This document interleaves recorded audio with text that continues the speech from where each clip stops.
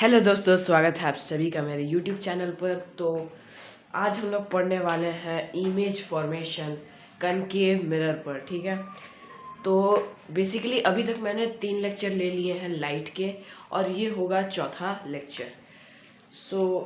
इसमें हम सिर्फ पढ़ेंगे कि कॉनकेव मिरर पे हमारा इमेज कैसे फॉर्म होता है। और पिछले वीडियो में मैंने पाथ ऑफ रे समझाई थी। अगर आपने पाथ ऑफ रे नहीं समझी तो आप इस इमेज फॉर्मेशन को भी नहीं समझ पाएंगे। तो आइए चलिए शुरू करते हैं। तो सबसे पहले हमको क्या करना है, कनकेव मिरर बना लेना है। हमको सबसे पहले क्या करना है, यहाँ पे कनकेव मिरर बनाना है। तो बनाते हैं। तो कनकेव मिरर ऐसा होता है, इसका जो पॉलिश सरफेस होता है वो होता है आउटर साइड। तो इसके आउटर साइड हम इसको पॉलिश कर देंगे। हमने इसे पॉलिश कर दिया। सॉरी। अब इसके एलिमेंट्स बना देते हैं। ठीक है, ये इस एलिमेंट्स का नाम होता था पोल, जिसको हम लोग डिनोट करते हैं पी से। इसको रखते हैं हम लोग फोकस, और इधर सेंटर ऑफ कर्वेचर। ठीक है, सिर्फ सी लिखा हूँ लेकिन लिख देता हूँ, सेंटर ऑफ कर्वेचर। इसको एफ से डिनोट करेंगे, इसको सी से डिनोट करेंगे, और इसको पी से। तो ये हमने इसके सारे एलिमेंट्स बना दिए। ठीक है, आपको क्या करना है, अपने कंपास और स्केल के थ्रू इसे बनाना है। मैं यहाँ पे एक रफ ड्राइंग बना रहा हूँ आपको एक्सप्लेन करने के लिए। तो अब क्या होगी, मान लीजिए यहाँ पे कोई सोर्स ऑफ लाइट है। सोर्स ऑफ लाइट है क्या, वो पैरेलल जा रही है। क्या जा रही है, पैरेलल। किसके पैरेलल, इस वाले लाइन के पैरेलल। तो पैरेलल मान लीजिए ऐसे जा रही है और जाके टकरा गई इसमें। तो टकरा के वो किस तरफ से रिफ्लेक्ट होगी, मैंने पाथ ऑफ रे में ये आपको पढ़ाया था। तो ये जब टकराएगी तो वापस होगी फोकस से। थोड़ा सा इधर उधर हो गया, एक सेकेंड।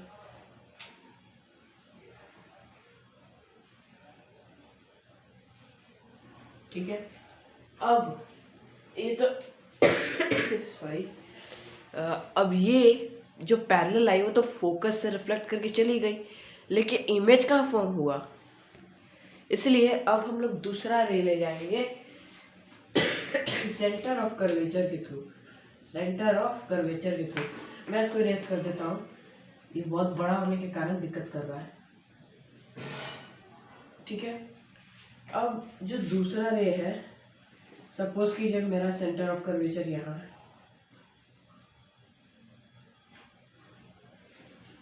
तो यहाँ पे जब दोनों रे मीट करेंगी, ये तो सेंटर ऑफ कर्वेचर से आया, तो सेंटर ऑफ कर्वेचर वाला पाथ ऑफ रे क्या था, वो जिस डायरेक्शन में आएगा उसी डायरेक्शन में वापस भी चले जाएगा। तो और ये इस साइड आया है, तो इमेज फॉर्मेशन कहाँ हुई, इमेज फॉर्मेशन हुई सेंटर ऑफ कर्वेचर और फोकस के बीच में। और हमारा ऑब्जेक्ट हमने रखा था कहाँ, मैंने ये बताना भूल गया। ठीक है, मान लीजिए ये एक ए और बी ऑब्जेक्ट है। ठीक है, इसे मैंने क्या किया, सेंटर ऑफ कर्वेचर के पीछे प्लेस किया। इसके पीछे, सेंटर ऑफ कर्वेचर के पीछे। तो ये क्या कर रहा है,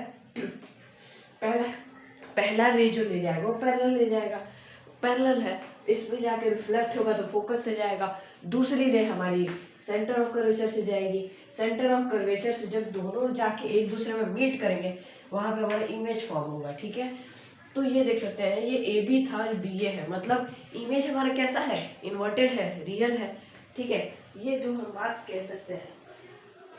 और यदि देखिएगा तो इस इमेज का साइज और इस इमेज का साइज, तो साइज में भी अंतर है इमेज का। ठीक है, तो अगर आप लोग अपने कंपास और स्केल से इसे बनाते हैं तो ये आपका परफेक्ट बनेगा। मेरे को तो थोड़ा एडजस्ट करना पड़ा, लेकिन आप लोग नहीं है ना, तो आपसे ये परफेक्ट बनेगा। तो ये क्या था, पहला क्राइटेरिया था कि when the object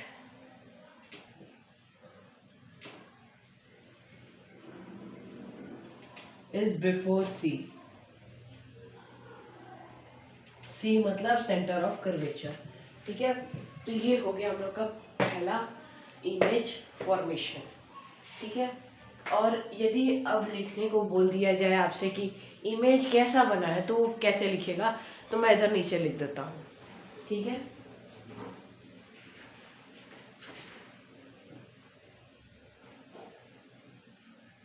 Image is real and inverted, ठीक है। और मैंने एक और चीज क्या बताई थी, साइज, तो लिख सकते हैं small in size than object. तो ये 2 पॉइंट लिख सकते हैं कि हमारा इमेज किस प्रकार बना है। और एक पॉइंट आप लोग लिख सकते हैं, image is formed between C and F। तो ये जो 3 पॉइंट्स हैं आप इस इमेज फॉर्मेशन पे लिख सकते हैं कि हमारा जो इमेज था वो किस प्रकार बना है। और अब अगर आप इसको नोट करना चाहते हैं तो वीडियो को पॉज करके इसे नोट कर सकते हैं। बढ़ते हैं अगले इमेज फॉर्मेशन की तरफ। सो वीडियो बहुत लंबी हो रही है, सो मैं इसमें भी कट कर दूंगा। अगले पार्ट में भी मैं आपको कुछ इमेज फॉर्मेशन समझाऊंगा, ठीक है। तो अभी के लिए ये समझते हैं, ठीक है। ज़्यादा लंबी वीडियो नहीं बनाऊंगा जिससे आपको बोरिंग फील हो। मैक्सिमम मैं 10 मिनट्स का वीडियो बनाऊंगा, ठीक है। तो इसको समझते हैं। तो अब क्या बोल रहा है, when the object is at C. Object क्या है, हमारे सी के ऊपर है, ये ऑब्जेक्ट है। तो एक बात याद रखिए, हमारी पहली रे जो होगी वो हमेशा पैरेलल जाएगी, तो हमको यहाँ से इसको पैरेलल ले जाना होगा। ये हमने इसको पैरेलल ले गया। दूसरा क्या था, अगर पैरेलल गई तो रिफ्लेक्ट होकर फोकस से आएगी, रिफ्लेक्ट हुई और फोकस से आएगी। अब तो ये सेंटर ऑफ कर्वेचर पे ही ऑब्जेक्ट है, तो दूसरी रे हम लोग कहाँ से लाएंगे। तो अगर कोई रे फोकस से कट करके जाती है तो वो सीधे पैरेलल होके रिटर्न होगी।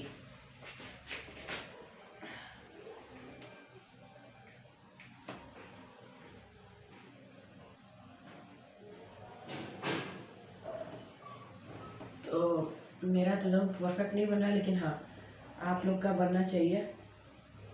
तो ऑब्जेक्ट बनेगा हमारा कहाँ, सेंटर ऑफ कर्वेचर के नीचे, ठीक है। हमारा इमेज कहाँ बन रहा है, सेंटर ऑफ कर्वेचर के नीचे। इमेज क्या है, रियल और इन्वर्टेड है, और दोनों के साइज भी ना क्या होंगे, इक्वल होंगे। मतलब A B is equal to B A. इस वाले इमेज फॉर्मेशन में ये क्राइटेरिया चलता है।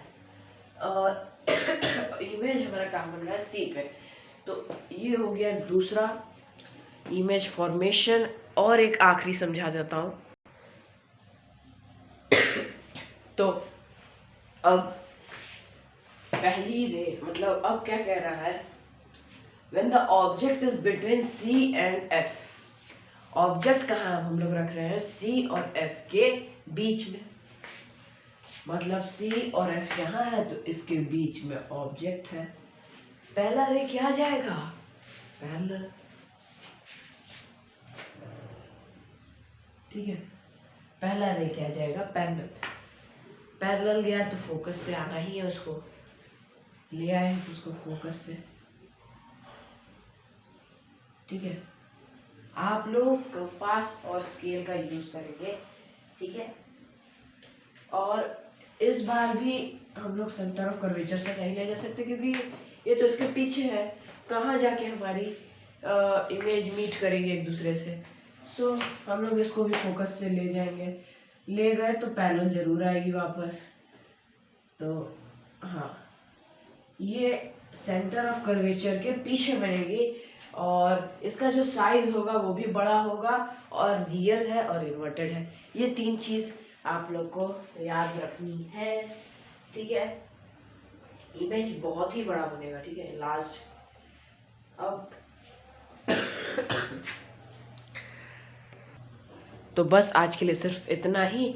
अगले वीडियो में भी हम लोग पढ़ेंगे कनकेव मिरर में कैसे इमेज फॉर्म होता है। ठीक है, इसके बहुत सारे क्राइटेरिया हैं। अभी तो हम लोग सी और एफ के बीच में आए हैं। अब नेक्स्ट क्राइटेरिया आएगा कि जब ऑब्जेक्ट हमारा एफ मतलब फोकस पे है तब कैसे इमेज फॉर्म होगी, जब हमारा एफ और पी के बीच में ऑब्जेक्ट होगा तब कैसे बनेगी। ठीक है, तो बहुत सारे क्राइटेरिया आएंगे। और ये तो अभी कनकेव है, आपको कन्वेक्स भी तो पढ़ना है, लेकिन मैं कन्वेक्स इस बार नहीं पढ़ाऊंगा, उसको फ्री टाइम में कभी पढ़ाऊंगा। क्योंकि कन्वेक्स अगर आपने कनकेव समझ लिया तो कन्वेक्स समझने में आपको कोई दिक्कत नहीं होगी। So thanks for watching.